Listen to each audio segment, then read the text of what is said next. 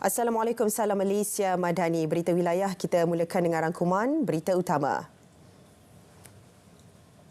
Kenaikan purata tarif air kategori domestik 22 sen bagi setiap 1,000 liter yang berkuat kuasa mulai Februari sangat minimum. Ia dijangka antara 3 hingga 4 ringgit sebulan jika pengguna menggunakan air pada kadar kosong hingga 20 meter padu. Jika anda menggunakan air secara sewajarnya, banyak yang anda dapat jimat dan kenaikan itu tidak akan dirasai dengan ketara. Penggunaan air yang berhemat ini akan membantu bukan sahaja dari segi alam sekitar dan dari segi bil anda. Syarikat Air Darul Aman Sendirian Berhad Sada turut menyatakan secara keseluruhan pelarasan tersebut tidak bebankan pengguna di Kedah. Bagi penggunaan air 10 meter padu dan ke bawah misalnya, kenaikan caj hanya RM1.50. Program subsidi air bersasar akan diteruskan untuk bantu pengguna kategori miskin tegar dan berdaftar dengan sistem e-Kasih. Sada turut menegaskan pelarasan tarif itu bukan bersifat keuntungan, sebaliknya bertujuan menjamin kelestarian perkhidmatan bekalan. Ia termasuk membangun projek infrastruktur air yang mampan.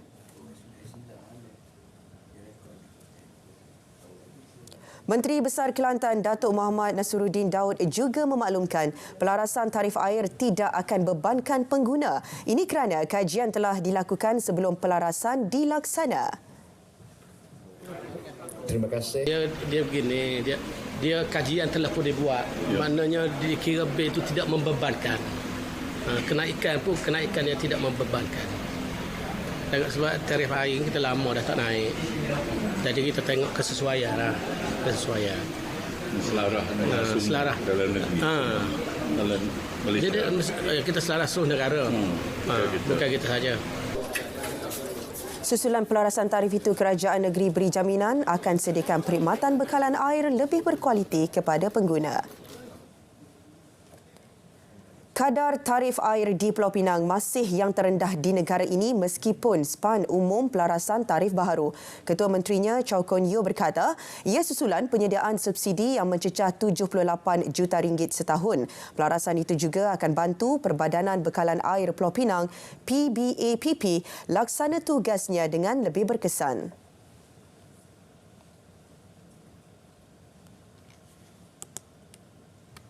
Jadi kita rasa dengan pelarasan kadar ini, ianya akan membantu PBA menunaikan tanggungjawab dan memenuhi visi ini.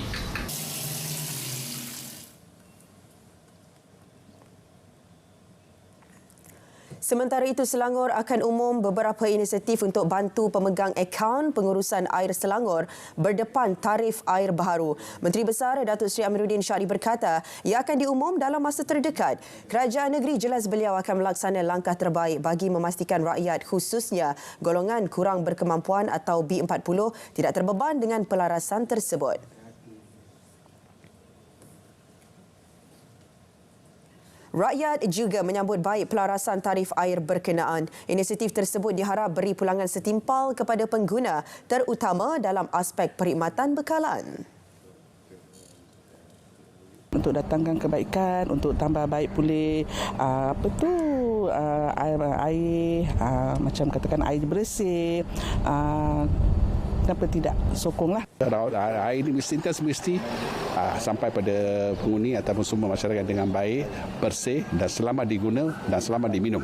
Bila tarikh air naik ni untuk kerajaan ambil inisiatif tu untuk baiki paip-paip yang rosak ke apa ke, jadi untuk risiko paip rosak tu kurang sikit. Kalau harga tu naik memadai dengan kita punya ekonomi sekarang, dengan kos sekarang, dengan situasi sekarang, saya rasa betul okey. Beralih ke perkembangan seterusnya, isu kelestarian alam sekitar harus dijadikan keutamaan dalam setiap agenda pembangunan yang dilaksana Kerajaan Negeri Pahang. Yang di-Pertuan Agong Al-Sultan Abdullah Riayatuddin Al-Mustafa Billah Shah bertitah ia bagi memastikan khazanah alam berkekalan hingga generasi seterusnya. Kalau kita memajukan negeri ini, kita perlu menjaga kita tidak boleh berkompromi dalam hal ini. Kawasan-kawasan bandar juga perlu dipercantikkan dan diperbersihkan. Kita tidak mahu adanya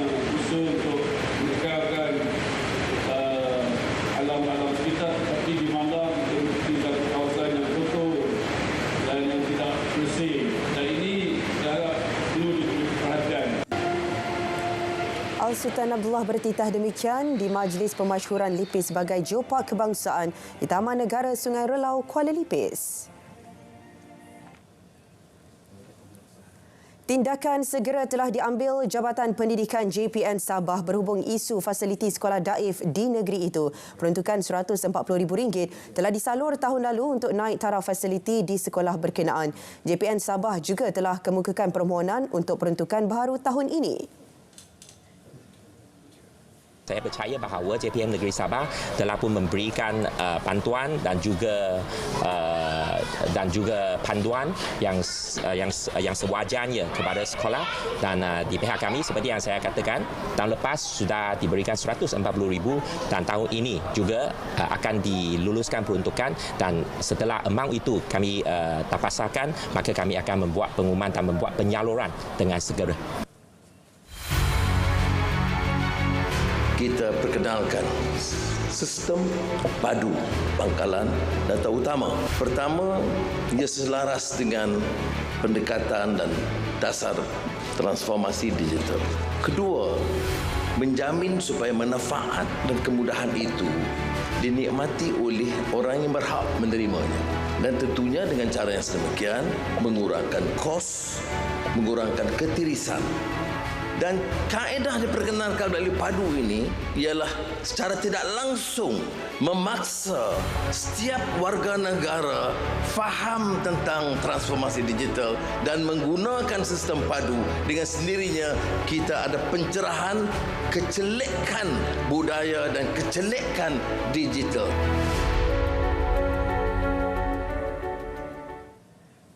Met Malaysia keluarkan amaran hujan berterusan tak waspada di Pahang dan di Johor sehingga Sabtu ini. Untuk perincian keadaan cuaca seluruh negara, kita ke Met Malaysia bersama pegawainya, Ruzamin Pilus. Silakan, Ruzamin. Assalamualaikum dan salam Malaysia Madani. Kembali bersama Met Malaysia untuk laporan cuaca terkini. Susulan daripada luruan angin monsun timur laut yang tengah berlaku pada ketika ini, ia menyebabkan keadaan cuaca yang lebih lembap di beberapa negeri. Oleh itu, Met Malaysia masih lagi mengekalkan amaran hujan berterusan kategori waspada bagi kawasan di sekitar selatan Sarawak, termasuk juga di bahagian Mukah, yang mana amaran ini berkuat kuasa sehingga ke 19 Januari. Selain itu juga, Met Malaysia juga telah mengeluarkan amaran hujan berterusan kategori waspada di negeri Pahang meliputi daerah Kuantan, Pekan dan Rompin, dan di negeri Johor iaitu meliputi daerah Kota Tinggi, Mersing, Kluang, Kulai dan Johor Bahru, yang mana amaran ini berkuat kuasa sehingga ke 20 Januari nanti. Amaran hujan berterusan kategori waspada dikeluarkan dengan jangkaan hujan berterusan dijangka mula berlaku dalam tempoh 1 hingga 3 hari akan datang, atau hujan yang sedang berlaku yang dijangkakan boleh berterusan dalam tempoh amaran yang sedang berkuat kuasa. Oleh itu, orang awam, terutamanya bagi mereka yang berada di kawasan yang terlibat, diminta untuk supaya lebih berhati-hati dengan keadaan cuaca semasa. Seterusnya pula, kita beralih kepada tinjauan imej satelit terkini.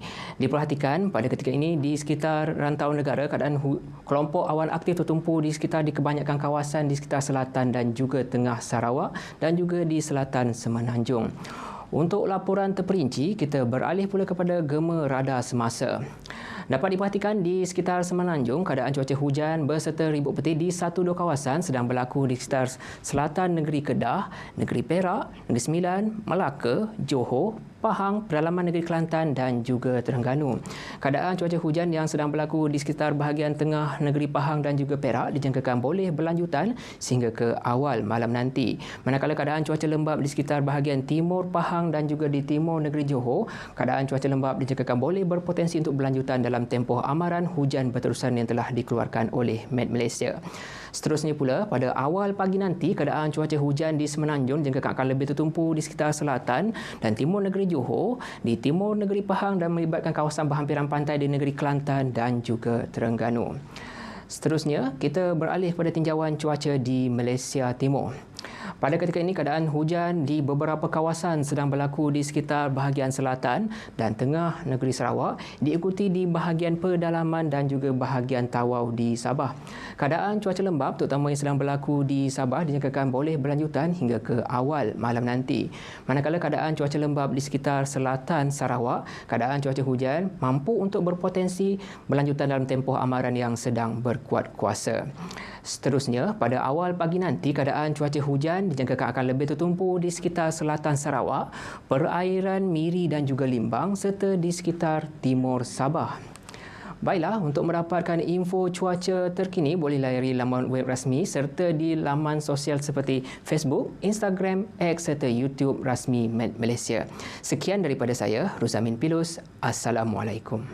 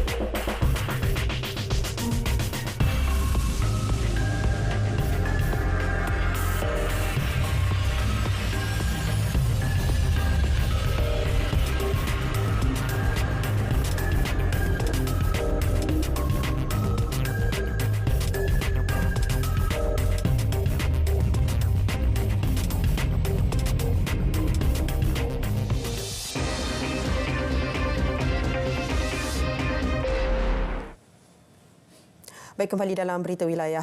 Pemimpin di peringkat akar umbi bantu pendaftaran padu dan penduduk terjejas banjir di Sabah semakin menurun. Perinciannya langsung ke Kota Kinabalu bersama rakan penyampai Redwin Robin. Silakan. Baik, setakat 4 petang tadi, jumlah penduduk terjejas banjir di Beluran menurun kepada 30 orang, membabitkan 16 keluarga yang ditempatkan di Pusat Pembinaan Sementara PPS SMK Pamol. Menurut kenyataan Sekretariat Jawatan Kuasa Pengurusan Bencana Negeri JBPN Sabah, mereka terdiri 13 lelaki dewasa, 6 wanita dewasa dan masing-masing 11 kanak-kanak lelaki dan kanak-kanak perempuan. Sementara itu, PPS Rumah Pengerusi JPKK Kampung Kokos yang menempatkan 69 orang sebelum ini ditutup 2 petang tadi. Pemimpin di peringkat akar umbi yang lebih dekat dengan masyarakat setempat digesa membantu usaha kerajaan untuk mendaftarkan penduduk berumur 18 tahun ke atas dalam sistem pangkalan data utama padu. Adun Bingkur Datuk Robert Tawik berkata, langkah itu penting bagi memastikan setiap rakyat tidak tercicir daripada menikmati bantuan yang disediakan kerajaan. Kalau tidak dapat mendaftar, satu kerugian kepada mereka sebab diorang tidak dapat menikmati bantuan yang diberikan oleh pihak kerajaan. Jadi harapan saya supaya semua mesti mendaftar kepada padu yang layak untuk mendaftar. Dan juga pemimpin-pemimpin akar umbi mempunyai peranan membawa kepada perkara ini untuk rakyat, memberitahu kepada rakyat supaya mereka dapat mendaftar. Datuk Robert yang juga pembantu Menteri Kerja Raya ditemui RTM selepas merasmikan Majlis Apresiasi Prasekolah Zona Penapin 2023-2024 di SK Bunga Raya, Keningau. Pendaftaran padu secara dalam talian boleh dilakukan di laman sesawang www.padu.gov.my selain ke kaunter fizikal yang disediakan di Pusat Transformasi Bandar UTC dan Pusat Ekonomi Digital PEDI. Sebanyak 20 buah rumah mesra Sabah Maju Jaya SMJ tahun 2022 diserahkan kepada ketua isi rumah yang berdaftar di bawah IKASIH dan B40 bagi kawasan Dewan Undangan Negeri Dun Tulit. Penyampaian kunci rumah itu disempurnakan Adun Tulit Datuk Flavia Eng yang juga pembantu Menteri Pembangunan Masyarakat dan Kesejahteraan Rakyat. Saya berterima kasih kepada kerajaan negeri kerana telah memberi satu harapan yang pasti menggembirakan kepada rakyat khasnya di Dun Tulit ini, di mana penerima-penerima ini terdiri daripada golongan sasar. Sangat bersyukurlah dan berterima kasih yang tidak terhingga kepada Dato' YB juga para pemimpin-pemimpin hadapan kerana telah berusaha dan juga memilih kamilah sebagai penerima Rumah Mesra SMJ ini. Dengan adanya rumah ini, sekarang kami merasa sangat gembiralah, juga merasa selesah bila dibandingkan dengan kediaman kami sebelum ini, jauh lebih baik daripada sekarang. Berbanding dulu dengan sekarang memang lebih gembira lah. Sebab sekarang ni kami sudah dapat apa yang kami inginkan daripada dulu, dan saya mewakili suami berterima kasih banyak-banyak dengan kerajaan sekarang, khususnya Datuk Flovia, Wakil Rakyat Dun Tulid, sebab merealisasikan kami punya impian. Terdahulu berucap dalam majlis ini, Datuk Flovia memaklumkan penerima Rumah Mesra SMJ bagi tahun 2023 dan 2024 telah disenaraikan dan pembinaannya akan dilaksana selepas peruntukan diterima. Beliau juga berharap kerajaan terus memberi perhatian akan keperluan pelbagai prasarana kepada penduduk dalam kawasan Dun Tulid. Kimanis Power Sdn Bhd membayar dividen RM16 juta kepada pemegang sahamnya NRG Konsortium Sabah Sdn Bhd, anak syarikat kumpulan Yayasan Sabah bagi tahun kewangan berakhir 2023. Ketua Menteri Datuk Seri Panglima Haji Jinur menyaksikan penyerahan pembayaran dividen itu daripada pengerusi Kimanis Power Abdul Aziz Othman kepada pengerusi Eksekutif Enterprise Corporation Sdn Bhd Datuk Jasni Dayah di Menara Kinabalu. NRG Konsortium Sabah Sdn Bhd mempunyai 40% kepentingan dalam Kimanis Power Sdn Bhd yang mengendalikan Kimanis Power Plant sejak 2014. Manakala 60% saham lagi dimiliki Petronas Gas Berhad PGB. Seramai 38,778 calon berdaftar dalam peperiksaan sijil pelajaran Malaysia SPM 2023 melibatkan 315 pusat peperiksaan di seluruh Sabah. Daripada jumlah itu, 35,105 calon merupakan calon sekolah, manakala selebihnya calon di bawah agensi kerajaan seperti Maktab Rendah Sains Mara MRSM, Sekolah Agama Negeri, sekolah swasta dan calon persendirian. Timbalan Pengarah Sektor Perancangan dan Pengurusan PPD Jabatan Pendidikan Negeri Muhammad Zaini Yani berkata, semua calon SPM tahun 2023 akan menduduki ujian bertulis bermula 30 Januari hingga 7 Mac 2024. Sementara bagi ujian amali sains melibatkan mata pelajaran fizik, kimia, biologi dan sains tambahan, ujian bertutur bahasa Melayu dan Inggeris serta ujian mendengar bahasa Melayu telah dilaksanakan bermula 5 Disember tahun lalu. Zaini berkata pihaknya turut bekerjasama dengan agensi kerajaan seperti Jabatan Kesihatan, APM, Maritim Malaysia, Bomba dan PDRM bagi menghadapi sebarang kemungkinan semasa peperiksaan berlangsung seperti cuaca dan calon yang dijangkiti COVID-19. Harapan kami di Jabatan Pendidikan, tentu sekali kita mengharapkan semua calon ini, tak kisahlah calon persendirian ke, calon sekolah ke, mereka dapat hadir untuk menduduki peperiksaan. Walaupun dalam keadaan mungkin ada halangan, tapi kita juga insya-Allah akan mendapat bantuan daripada agensi-agensi yang kita telah sebutkan tadilah.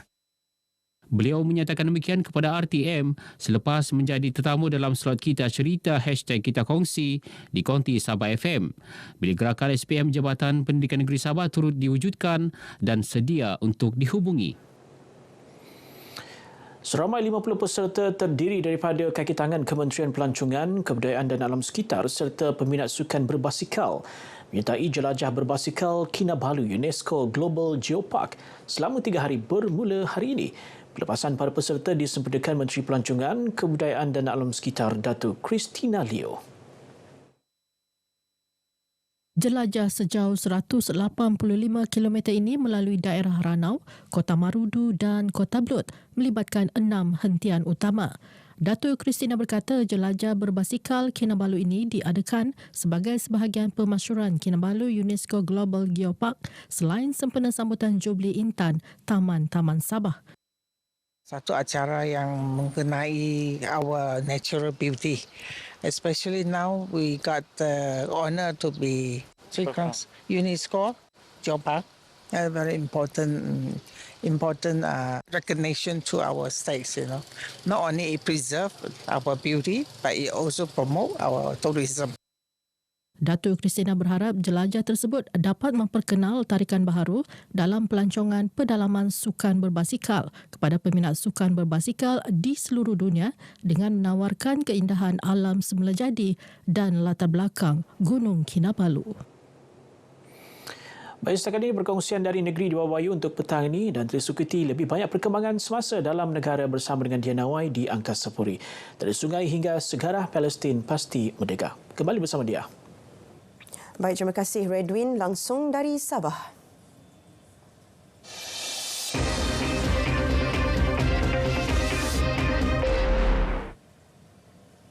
Jawatan Kuasa Infrastruktur dan Pemantauan Jalan diwujudkan Kerajaan Negeri Sarawak. Apa peranan utamanya? Kita terus saja bersama rakan penyampai Vanessa Maring. Silakan, V. Ya, terima kasih Dia. Tapi sebelum itu kita ke perkembangan ini terlebih dahulu. Pemangku Raja Pahang Tengku Hassan Al-Ibrahim Alam Shah Ibni Al-Sultan Abdullah Riayatuddin Al-Mustafa Billah Shah berkenan mencemara duli melawat stesen pelbagai bahan bakar Petros Darul Hana pada sebelah pagi tadi.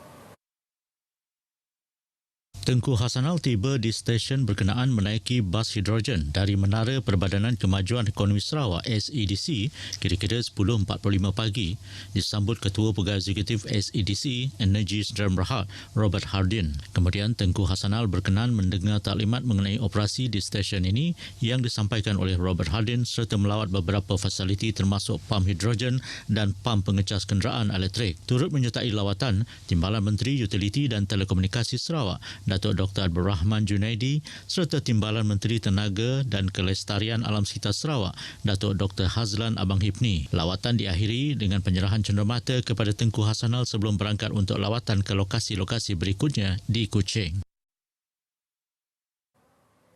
Kementerian Pembangunan Infrastruktur dan Pelabuhan MIPD mewujudkan Jawatan Kuasa Infrastruktur dan Pemantauan Jalan yang bertindak memantau proses penyelenggaraan keselamatan feri, projek serta isu berkaitan. Timbalan Premier Sarawak Datuk Ahmad Douglas Ugah Embas berkata, jawatan kuasa itu yang akan dipengerusikan Timbalan Menteri MIPD Datuk Insinyur Aidil Lariwu akan mengemukakan laporan penuh hasil pemantauan penyelenggaraan jalan di negeri ini pada Jun depan. Datuk Ahmad Douglas yang juga Menteri MIPD memaklumkan laporan itu turut akan dimajukan kepada kontraktor atau penyedia perkhidmatan berkaitan untuk tindakan selanjutnya. Langkah ini agar penyedia perkhidmatan penyelenggaraan jalan negeri terus melaksanakan tugasan dengan efektif dan berintegriti. Tambahnya, ia penting berikutan keselamatan pengguna jalan raya bergantung kepada struktur jalan raya yang baik. Beliau berucap dalam majlis makan malam gala bersama penyedia perkhidmatan penyelenggaraan jalan negeri di Kuching semalam. Sementara itu, dalam majlis berkenaan, Datuk Ahmad Douglas melancarkan aplikasi Public Road Intelligence Management System yang akan digunakan untuk memantau lokasi projek jalan-jalan yang bermasalah di seluruh bahagian negeri ini dengan lebih pantas dengan hanya diakses secara dalam talian. Sarawak mempunyai tenaga yang sesuai untuk menghasilkan teknologi yang berasaskan hidrogen. Menurut Timbalan Menteri Tenaga dan Kelestarian Alam Sekitar, Datuk Dr. Hazlan Abang Hipni, mana-mana negara di dunia ini boleh menghasilkan hidrogen, tetapi yang membezakan Sarawak adalah penggunaan tenaga untuk membelah hidrogen. Sarawak mempunyai tenaga hidro hijau, manakala negara lain perlu menggunakan bahan api fosil, tenaga nuklear dan sebagainya. Maka terdapat perbezaan hidrogen yang ada daripada negara, namun hidrogen yang dihasilkan di Sarawak adalah hidrogen yang bersifatkan hijau dan premium. Beliau berkata demikian pada Majlis Perasmian International Conference for Green Energy, Computing and Sustainable Technology 2024 dan menandatangani memorandum bersefahaman MOU antara Ketin Malaysia dan dan Sarawak Energy Berhad ACB semalam. Jelasnya, Sarawak amat memfokuskan kepada industri hidrogen untuk bergerak ke hadapan. Dalam pada itu, beliau turut menyaksikan majlis MOU antara Curtin University Malaysia dengan ACB untuk kerjasama meluas antaranya dalam bidang akademik, penyelidikan, penglibatan, alumni, program pertukaran, inkubasi, permulaan dan beasiswa. Selain itu, turut dirasmikan pelancaran program kejuruteraan tenaga dan kejuruteraan mekatronik baharu setelah kedua-dua program ini menerima akreditasi sementara daripada Majlis Akreditasi Kejuruteraan sebagai ijazah kejuruteraan yang diiktiraf industri untuk ditawarkan di Curtin, Malaysia. Masyarakat di semua peringkat umur diseru menghargai, melaksana dan mempraktikkan rukun negara yang menjadi nadi utama pembangunan negara.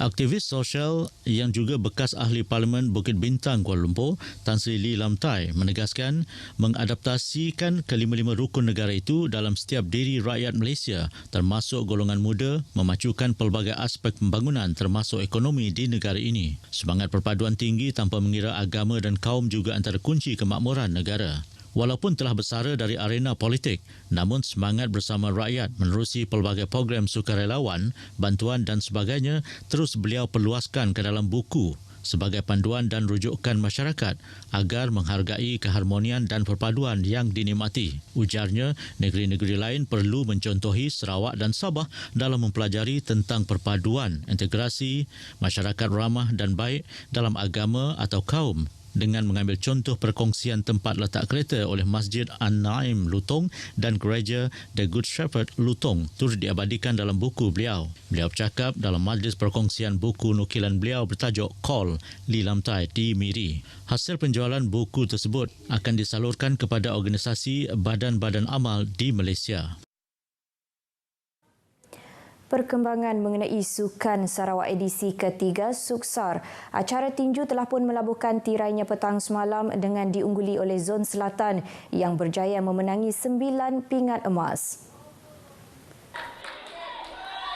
Sukan tinju mempertandingkan 12 kategori lelaki dan 4 kategori wanita dilangsungkan di stadium tertutup Sibu. Dalam kategori lelaki, Zon Selatan menang 6 pingat emas menerusi kategori 48, 51, 60, 71, 75 dan 92 kg. Bagi kategori wanita pula, Zon Selatan cemerlang dengan 3 pingat emas daripada 4 kategori yang dipertandingkan semalam iaitu menerusi kategori berat 48, 52 dan 57 kg. Satu lagi pingat emas pula dimenangi peninju wanita dari Zon Tengah menerusi kategori 63 kg. Zon Selatan berjaya memperolehi 9 pingat emas acara tinju dipertandingkan pada petang semalam. Sementara itu, Zon Tengah berjaya mengutip 4 pingat emas dalam kategori lelaki dan 1 emas dalam kategori wanita. Manakala Zon Barat pula menang 1 pingat emas menerusi kategori 80 kg.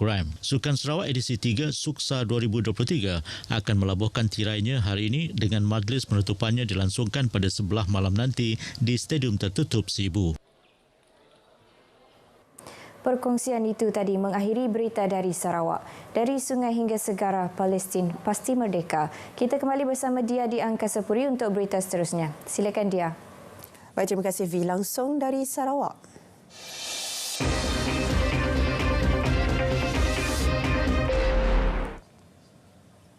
Akibat bergaduh di hadapan sebuah restoran di Bandar Baru Permas Jaya Masai pada Isnin lalu, 5 lelaki ditahan di 4 lokasi berbeza sekitar Johor Bahru semalam dan kemarin.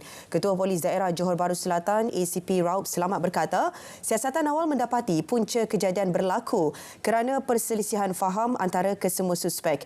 Hasil semakan, seorang daripadanya mempunyai 2 rekod kes dadah dan 1 kes jenayah.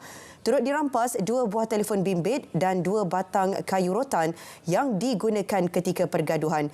Kes disiasat mengikut Seksyen 148 Kanun Keseksaan. Orang ramai yang mempunyai maklumat berkaitan kejadian boleh disalurkan ke Balai Polis berdekatan. 3 ahli geng Cik Wan mengaku bersalah menceroboh, melakukan khianat dan menghalang tugas penjawat awam tahun lalu. Pengakuan dibuat Muhammad Ikhwan Muhammad Sharif, 33 tahun, Muhammad Badri Muhammad Azmi, 23 tahun dan Muhammad Safwan Muhammad Nur, 33 tahun di hadapan Magistrat Muhammad Fitri Mukhtar. Muhammad Ikhwan dan Muhammad Badri diperintah menjalani hukuman 10 bulan dan setahun dari tarikh sabitan serta denda RM1,000. Kedua-dua mereka didakwa menceroboh masuk secara jenayah dengan niat melakukan rompakan dan sengaja mengurung 5 sekeluarga secara salah di sebuah inap desa di Desaru Bandar Penawar pada 21 Disember tahun lalu. Mereka juga diperintah menjalani hukuman 10 bulan lagi atas sebab menghalang tugas anggota polis kerana enggan membuka pintu ketika serbuan dijalankan. Di mahkamah sama, ketua geng berkenaan Muhammad Safwan dijatuhi hukuman penjara 2 tahun 10 bulan atas tuduhan melakukan khianat ke atas harta benda pemilik inap desa berkenaan pada hari yang sama. Selain melakukan pencerobohan secara jenayah dan menghalang tugas penjawat awam dengan melarikan diri daripada pemeriksaan polis.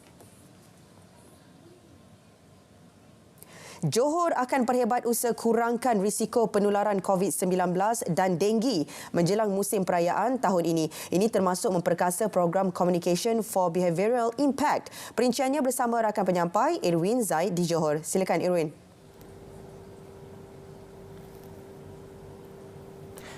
Terima kasih. Ya, pasukan kombi akan diperkasa. Ahli komuniti digerakkan untuk meningkatkan lagi kesedaran dalam kalangan rakyat susulan trend peningkatan penyakit terlibat. Menurut Esko Kesihatan dan Perpaduan Negeri Lim Tian Soon, Johor merekodkan peningkatan kes denggi sebanyak 9%. 300 kes dicatatkan pada minggu kedua berbanding 275 minggu pertama bulan ini. Situasi itu menjadikan Johor menjadi negeri ketiga tertinggi mencatatkan kes demam denggi di negara ini. Selain kombi, 3 kawasan di negeri ini dipilih untuk program pelepasan nyamuk Wolbachia sebagai usaha mengurangkan risiko penularan denggi. Kerajaan negeri dalam tahun 2024 telah memperuntukkan RM250,000 kepada Jabatan Kesihatan Negeri Johor supaya kita dapat menggerakkan setiap pelusut dalam negeri Johor ini dan juga mengaktifkan semula kombi-kombi yang berada dalam negeri Johor supaya kita kerapkan adakan program gotong royong kerana seperti yang kita tahu cara yang paling baik untuk kita mengelakkan kes denggi itu penularan adalah cari dan musnah. Setakat ini, 33 lokaliti wabak baharu dikesan menjadikan keseluruhan 66 lokaliti berbanding 45 tahun lalu. Ini pula mengenai kes COVID-19, Lim Tian Soon memaklumkan 30 kes COVID-19 melibatkan penduduk terjejas banjir berusia antara 4 bulan hingga 60 tahun. Ke atas dikesan di Pusat Pemindahan Sementara PPS minggu lalu. Ia hasil ujian ke atas lebih 1,500 sampel. Bagaimanapun, situasi itu tidak menyumbang kepada peningkatan kes COVID-19 di Johor. Pada hujung tahun lepas, hujung yang minggu terakhir adalah jumlah kes direkodkan ada 2,374. Dan bagi minggu pertama bagi tahun 2024 adalah kes yang direkodkan adalah jumlah kes 2,024. Dan pada minggu yang kedua, iaitu baru saja lepas, jumlah kes yang direkodkan adalah 1,513. Oleh itu, kalau kita bandingkan dalam 3 minggu ini, kes menunjukkan penurunan dan juga bagi jumlah yang dimasukkan ke dalam ward juga menunjukkan penurunan. Kumulatif kes COVID-19 di negeri ini berjangkau 410,219 kes. Daerah Kota Tinggi antara daerah paling terkesan banjir yang melanda negeri ini. Banjir sejak 7 Januari lalu mengakibatkan hakisan, kerosakan jalan dan masjid di kebanyakan kawasan sekitar panti. Jumlah keseluruhan lokasi terlibat dalam penilaian. Ahli Dewan Undangan Negeri Adun Panti Hasrin Hashim berkata, ia melibatkan kawasan Felda Pengeli Timur, Felda Lingyu dan perumahan berhampiran pesisiran sungai. Kita bantu untuk melancarkan proses pemulihan balik. Maksudnya dari segi kalau ada kerosakan, kalau ada perkara dari segi macam hakisan tadi, untuk supaya kita dapat selesaikan, kita pastikan kemudahan-kemudahan awam yang terlibat dapat kita bersihkan segera. Dan cuma kita risau kalau ada gelombang kedua, ketiga dan sebagainya itulah. Maknanya kita kena berjaga-jaga walaupun nampak macam air surut, tapi kita kena berjaga-jagalah sebab kalau kita tengok ramalan cuaca pun tak menentu, mungkin 2-3 hari hujan dan sebagainya. Selain hujan lebat, fenomena air pasang besar dan limpahan air dari gunung juga mengundang risiko banjir di sekitar panti. Beralih ke sukan, berada di kedudukan 30 teratas dunia tahun ini menjadi impian petinju profesional negara, Adli Hafiz Muhammad Fauzi. Atlet berusia 35 tahun yang lebih dikenali Adli Golden Boy itu menyasarkan menyertai 3 kejohanan kompetitif bagi memperbaiki kedudukannya. Beliau ketika ini menghuni tangga 200 dunia dan 39 Asia. Saya target untuk tahun 2024 ni top 30 dunia. So dapat kita top 30 dunia dan insyaAllah kita boleh mencabar petinju-petinju handalan di Amerika Syarikat.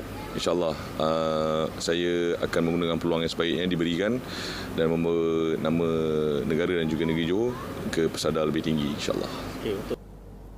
Penghujung tahun lalu, Adli menjuarai kategori Light Heavyweight WBC Asian Continental selepas menundukkan jago Thailand Thanawat Kesiri menerusi kemenangan KO pada pusingan keempat di Bangkok, Thailand. Ia pencapaian pertamanya tahun lalu selepas 6 bulan berehat akibat kecederaan serius. Lintas langsung dari Johor berakhir di sini, kembali semula ke Angkasa Puri, Kota Media. Baik, terima kasih Irwin langsung dari Johor. Baik, saudara, tindakan pantas beberapa pihak berkuasa berjaya menghalang aliran cecair berwarna hitam mengalir ke Sungai Linggi. Aliran cecair dipercayai minyak enjin itu berpotensi untuk jejaskan operasi loji rawatan air Linggi dan mengganggu bekalan air. Badan Kawal Selia Air Negeri Sembilan terima aduan daripada Jabatan Alam Sekitar Negeri Sembilan berkaitan pencemaran Sungai Linggi semalam. Ia dikesan berpunca daripada longkang awam di kawasan Kampung Bemban Hilir, Seremban. Susulan itu, proses pengesanan dan persempelan air dilaksana untuk siasatan. Tindakan tegas akan dikenakan terhadap pelaku pencemaran.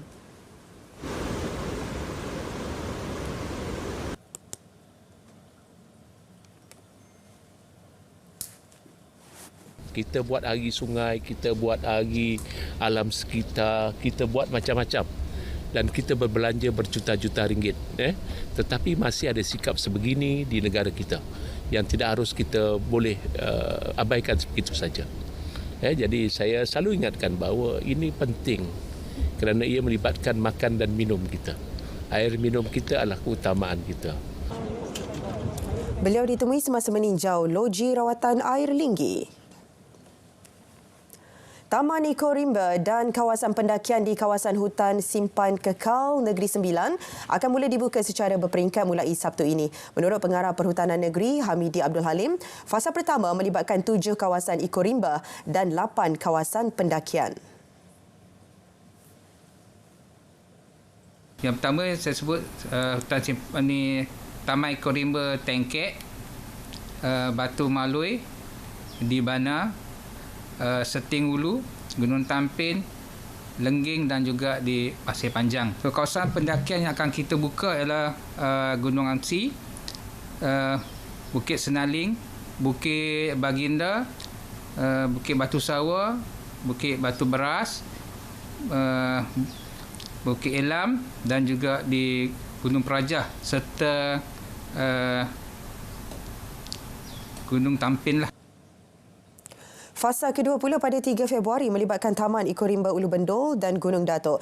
Manakala fasa ketiga dijangka pada awal Mac depan melibatkan trek pendakian Gunung Berembun, Gunung Telapak Buruk dan Gunung Besar Hantu.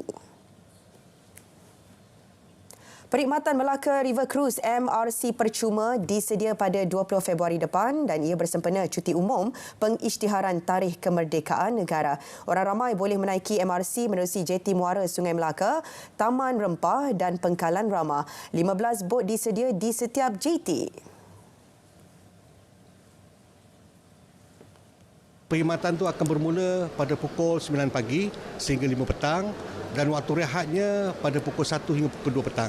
Datanya simple, kita akan sediakan untuk scan dan dia kena masukkan nama dan ahli yang dia bawa supaya rekod berapa ramai yang naik pada hari tersebut.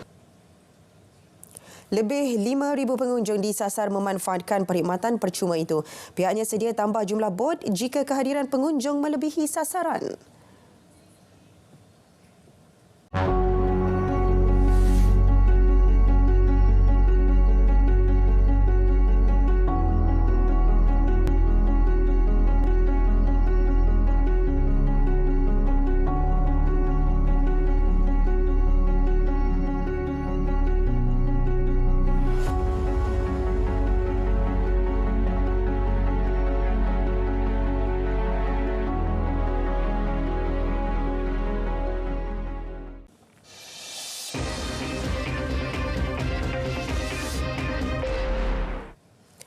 Baik saudara, ini pula situasi banjir di Pahang. Penduduk terjejas kekal 110 orang setakat pukul 4 petang dengan 2 pusat pembinaan sementara PPS dibuka di Rompin. Menurut Jawatankuasa Pengurusan Bencana Negeri JBPN Pahang, 101 penduduk masih berlindung di SK Leban Condong. Sementara 9 lagi ditempatkan di Dewan Orang Ramai Bukit Ibam. Penduduk masih kekal di PPS berikutan situasi banjir termenung di kawasan kediaman masing-masing. Jambatan kekal akan dibina di kilometer 73 laluan Persekutuan FT12 Kuantan Segamat di Pekan Pahang bagi menggantikan jalan yang mendap pada 7 Januari lalu. Timbalan Menteri Kerja Raya, Datuk Seri Ahmad Maslan berkata jambatan yang menelan belanja 17 juta ringgit itu dijangka siap dalam tempoh 3 tahun. Kita ada perancangan tentunya di jalan asal dan perancangan kita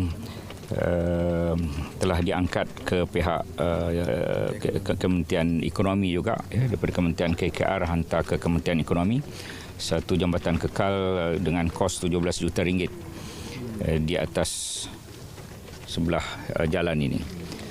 Dalam tempoh harapnya 3 tahun selesai. Beliau berkata demikian ketika meninjau kerja pemasangan jambatan Bailey di lokasi itu. Jambatan Bailey itu berjaya disiapkan dalam tempoh 3 hari bermula Khamis lalu.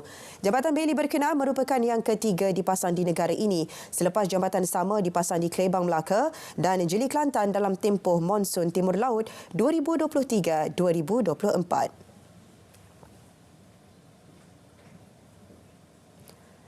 Kompleks Mahkamah Kuala Terengganu diarah kosong susulan penemuan bungkusan menyerupai bom pagi tadi. Polis kemudiannya bagaimanapun mengesahkan tiada unsur bahan letupan pada objek terbabit.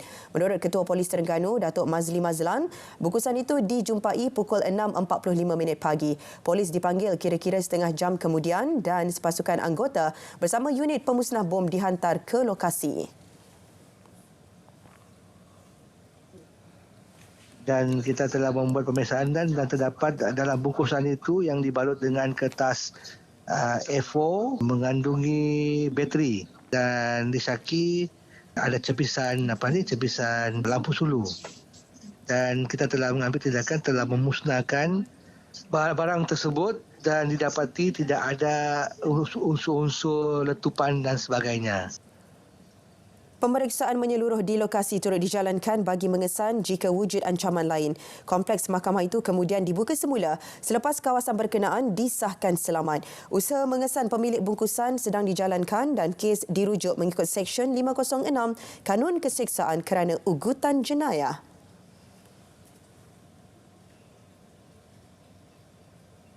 Lapan premis menjual makanan di Tumpat diarah tutup 14 hari kerana didapati tidak mencapai tahap kebersihan yang ditetapkan. Pengarah Jabatan Kesihatan Negeri Kelantan JKNK, Datuk Dr. Zaini Hussein, arahan penutupan dikeluarkan di bawah Seksyen 11 Akta Makanan 1983.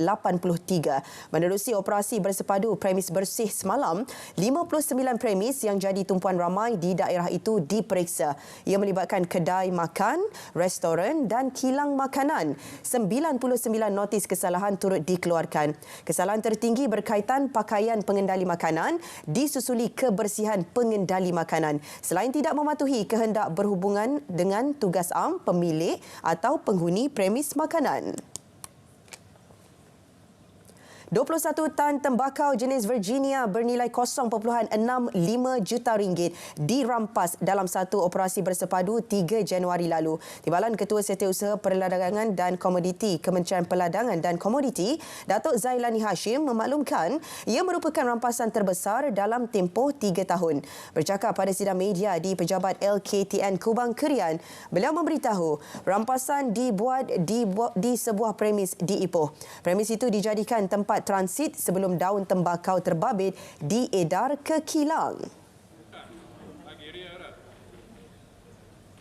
RO atau resip operasi kita buat sepanjang tempoh 3 minggu itu berjaya mengesan dan terus melakukan rampasan.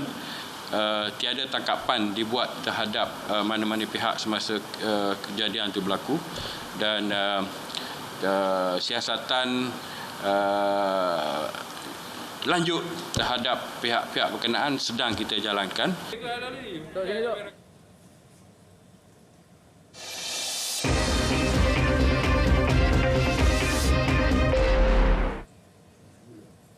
Seorang wanita warga emas mengaku tidak bersalah atas 3 pertuduhan memandu secara berbahaya hingga menyebabkan 3 kemalangan November tahun lepas. Pendakwaan dibuat di Mahkamah Magistrate Georgetown. Mengikut pertuduhan, Tan Liu Li, 76 tahun, didakwa memandu dengan kelajuan berbahaya menyebabkan kemalangan motosikal yang ditunggang Muhammad Afiq Rozani dan Muhammad Nur Izri Ahmad Nordin bersama pembonceng Nur Irfan Hakim Muhammad Nur Izri di Jalan Bukit Gambir pada pukul 2.15 petang 27 November 2023 serta motosikal ditunggang Muhammad Syamil Zulkarnain dan pembonceng Kristina Abdullah pada waktu dan lokasi sama. Mahkamah tetapkan sebutan semula kes pada 8 Mac depan dan membenarkan tertuduh diikat jamin RM15,000 untuk semua pertuduhan. 4,736 pengguna kenderaan di Perlis telah memuat turun dan mendaftar melalui aplikasi MyJPJ sejak pertengahan tahun lalu. Pengarah JPJ Negeri Perlis, Fatimah Muhammad Ali Piah berkata, pihaknya menyasarkan 100% pengguna di negeri itu memanfaatkan aplikasi tersebut menjelang hujung tahun 2025. Usaha mempromosi MyJPJ terus dipergiat bagi membolehkan lebih ramai pengguna kenderaan mendaftar. Bila kita menggunakan apps ni, kita cuma tunjuk je lah dalam apps tu dan sekarang ni kita boleh share, kita boleh kongsi dengan pengguna yang lain lah. Maksudnya kalau kata tuan punya kenderaan atau saya punya kenderaan, anak saya nak bawa, so kita boleh kongsi apps tu dengan pemandu lah. So sangat mudah dan tak perlu dah bawa banyak-banyak dokumen. Beliau memaklumkannya kepada media selepas menghadiri Perhimpunan Setia JPJ Negeri Perlis di Kompleks JPJ Perlis. Bersempena majlis ini, 12 pengamal media Perlis termasuk wartawan dan jurukamera RTM menerima sijil khas pengarah JPJ Perlis atas kolaborasi bersama JPJ sepanjang 2023. Pemilik premis di Perak yang enggan beri kerjasama ketika pemeriksaan oleh petugas kesihatan yang memantau denggi berdepan tindakan undang-undang. Ingin saya nyatakan di sini ya, pegawai-pegawai kesihatan memiliki lesen untuk masuk mana-mana saja premis kalau mereka syaki itu adalah tempat pembiakan Aedes. Dan keenganan untuk membenarkan pegawai-pegawai kita, mereka melakukan suatu kesalahan di bawah Seksyen 124 Kanun Keseksaan, iaitu melarangkan pegawai kerajaan daripada menjalankan tugas. Menurut beliau, pihaknya berdepan kesukaran serta tidak mendapat kerjasama baik daripada pemilik kediaman untuk memasuki kawasan mereka. Kes denggi di Perak menunjukkan peningkatan 175.9% dengan 309 kes direkodkan dalam tempoh 2 minggu pertama tahun ini. Nasib 5 beradik yatim piatu yang kehilangan ibu bapa mereka akibat kemalangan 11 Januari lalu terus mendapat perhatian. Menurut Ahli Parlimen Sungai Petani Dr. Taufik Johari, sumbangan akan diberi kepada mereka secara bulanan mengikut keperluan semasa. Inisiatif itu bagi menjamin kebajikan anak-anak tersebut berbanding bantuan secara sekali beri.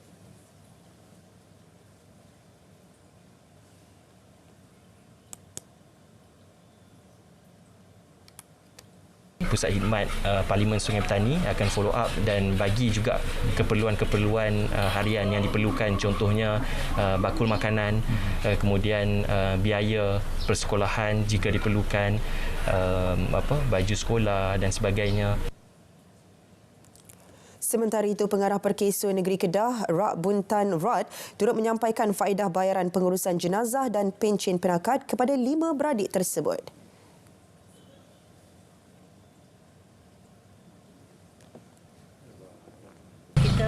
Telah bayar faedah pengurusan jenazah lah sebanyak 4,000 untuk kematian, atas kematian bapa dan juga atas kematian ibu.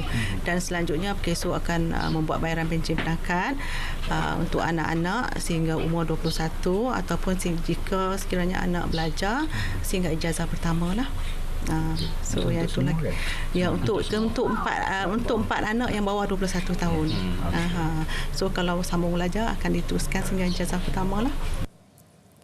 Bagi anak sulung Nurul Fatin Hanani Muhammad Nur Zainal, 23 tahun, kehilangan ibu bapa mereka masih dirasai sehingga kini. Meski pernah berhasrat berhenti pengajian di Universiti Sains Malaysia untuk menjaga adik-adiknya, namun atas nasihat saudara mara, dia tetap meneruskan pengajian yang berbaki 3 semester. Mula-mula saya agak give up. Rasa macam nak berhenti belajar lah sebab fikir adik-adik kan macam tak ada siapa jaga semua. Tapi lepas ramai orang bagi support, lepas tu abang ni pun dengan kakak ni pun macam tak payahlah berhenti belajar je. Pasal adik jangan risau. So saya pun macam tak apalah, saya teruskan. Selepas kematian ibu bapa, 5 beradik itu kini dijaga oleh nenek mereka, Nur Ain Cik Lam, 72 tahun.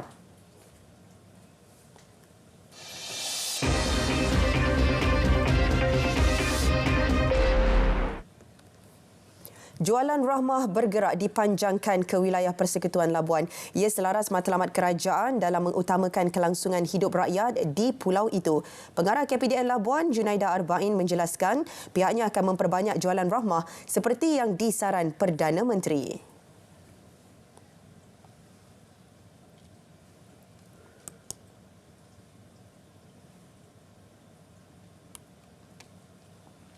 Kami akan memperbanyakkan lagi lah selain daripada jualan rahmah di Pasaraya yang kebiasaannya dibuat pada tahun lepas. Pada tahun ini kita akan memperluaskan lagi kaedah jualan rahmah itu, iaitu jualan rahmah bergerak, di mana jualan rahmah bergerak ini akan membawa barang-barang keperluan harian terus ke kampung-kampung dan juga di lokasi strategik di Labuan. Yang mana program ini kita akan bermula pada hari Sabtu ini. Menyentuh mengenai pembentukan Jawatan Kuasa Khas Harga Barangan, Junaida berkata jawatan kuasa itu akan meneliti penyeragaman harga selain langkah-langkah dalam menstabil harga barang keperluan di pulau itu. Faktor geografi serta rantaian penghantaran bekalan antara yang akan diberi tumpuan. Ini kerana menjadi kelaziman bekalan barangan terputus menjelang musim perayaan. 15 individu termasuk penjawat awam kerugian lebih RM200,000 akibat penipuan dalam talian menerusi aplikasi WhatsApp. Ketua Polis Daerah Labuan, Superintendent Muhammad Hamizi Halim berkata, pihaknya menerima 15 laporan berhubung kes tersebut.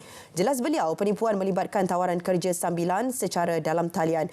Modus operandinya memasukkan seberapa banyak kenalan ke dalam grup WhatsApp dan ditawar pekerjaan mudah dengan pulangan lumayan. Mangsa dipujuk membeli tapak aplikasi Google dengan modal sekitar RM5,000 hingga RM100,000, seterusnya menunaikan tugasan menonton iklan menerusi video YouTube.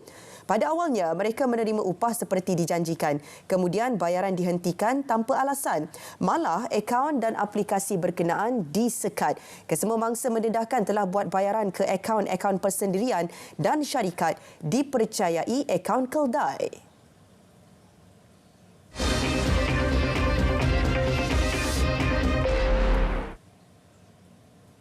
Raja Permaisuri Agong Tunku Azizah Aminah Maimunah Iskandariah berkenan menerima diploma kehormat seni kraf batik daripada Kraf Tangan Malaysia.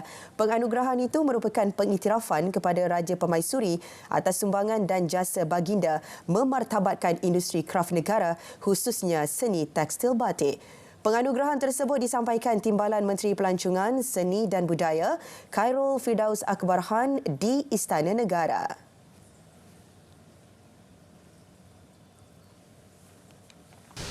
Raja Permaisuri telah memperkasakan dan mempromosikan seni kraf tangan kita untuk sekian lama. Ini berjaya ditunjukkan sewaktu pelbagai lawatan yang dilakukan oleh Raja Permaisuri itu sendiri. Hasil daripada lawatan itu, kita menerima banyak respon yang positif berkenaan dengan seni kraf kita. Sebelum ini, Baginda Tuanku berkenan menghasilkan koleksi batik bertemakan Sentuhan Permaisuri, Eksplorasi dan Eksperimentasi Batik Indrapura yang dipamerkan di Kompleks Kraf Kuala Lumpur semasa sambutan Hari Kraf Kebangsaan 2022. Bantuan awal persekolahan BAP RM150 yang telah mula disalurkan dapat ringankan beban ibu bapa atau penjaga dalam menyediakan kelengkapan yang diperlukan anak-anak. Alhamdulillah, syukur dapatlah meringankan beban saya dan mengeluarkan duit lebih untuk belanjaan kanak-kanak sekolah kan. Dengan beban 150, syukur Alhamdulillah dapat dengan beban. Alhamdulillah dah banyak membantu sedikit banyak untuk membeli kelengkapan sekolah dia apa semua. Harap diteruskan lagi bagi masyarakat. Ya, betul, diteruskan lagi. Perkembangan perbicaraan kes menghasut membabitkan Menteri Besar Kedah. Mahkamah Session Selayang tetapkan 2 Februari depan untuk keputusan permohonan penangguhan prosiding berkenaan. Hakim Nur Rajiah Mat Zain dalam keputusannya turut mengecualikan tertuduh daripada hadir pada tarikh berkenaan. Manakala perbicaraan yang sepatutnya berlangsung hari ini, esok dan 12 Februari ditangguh ke 3 tarikh baru pada Mac. Pihak pendakwaan sebelum itu membantah permohonan pasukan pembelaan berhubung penangguhan tersebut. Ia disifatkan satu tindakan sengaja melengah-lengahkan perbicaraan memandangkan tarikh prosiding telah dipersetujui kedua-dua pihak sebelum ini. Selain itu, pemfailan notis usul pemindahan kes ke Mahkamah Tinggi Shah Alam bukan alasan untuk tangguhkan perbicaraan di Mahkamah Session. Ini kerana permohonan pemindahan kes itu hanya dibuat pada saat akhir menjelang tarikh perbicaraan. Sedangkan pihak pembelaan ada tempoh 6 bulan untuk berbuat demikian sejak pendakwaan dibuat 18 Julai tahun lalu. Kejohanan bola sepak Piala Asia Qatar 2023. Kesebelasan terbaik Harimau Melaya kini bersedia untuk memburu tahta berprestij di Asia. Sabtu 20 Januari, Bahrain bertemu Malaysia 10 malam di saluran OK dan saluran sukan RTM.